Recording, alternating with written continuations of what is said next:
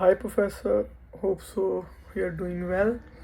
So, my topic is behavioral study of obedience. Actually, I'm going through my slides. That's why looking into the laptop. This topic was explained by you in the last lecture. So that's why I took this topic. It was experimental study done by Stanley Milligram.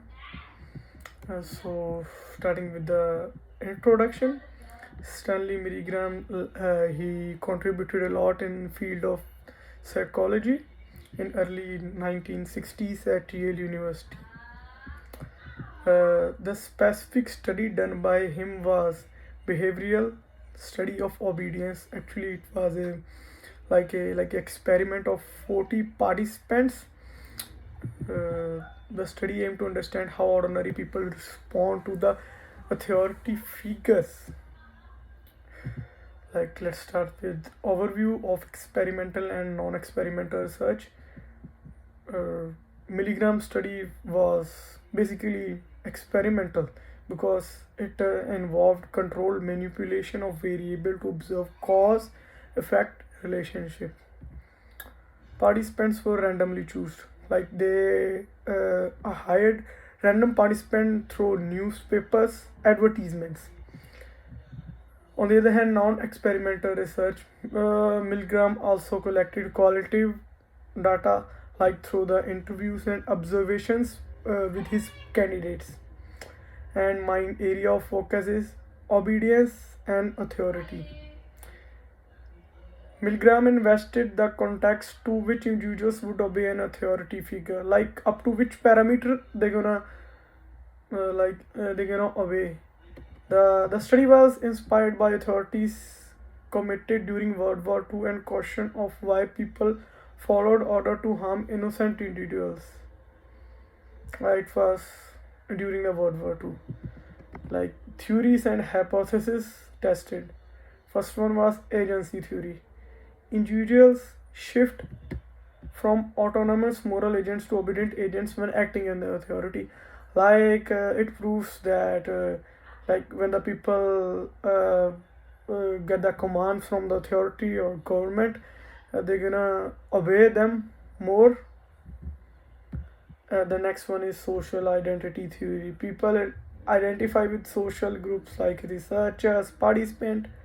Hypothesis: participant identification with the research context would influence their behavior. Yeah, that's right. The next one is research design and data collection. He used two methods: experimental procedure and qualitative data collection. Experimental procedure, it was a setup under which participants were actually they were teachers and they were told to give the shocks to the other participants which were not participant in real, like they were actors.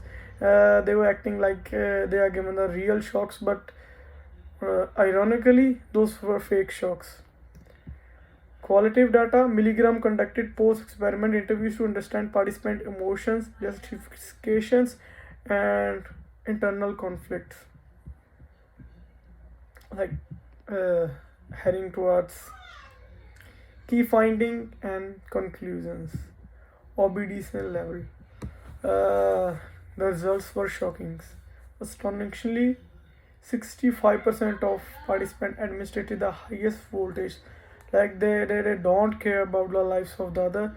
They just they just want to obey the authority. And 65% of them give the 450 volt shocks. That's the enough to kill a person.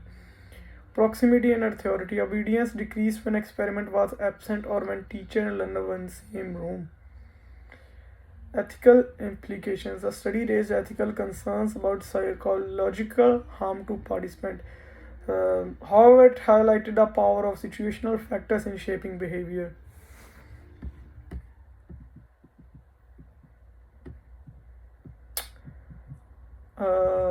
Now I'm gonna explain which are the best places or appropriate circumstances for experimental and non-experimental methods.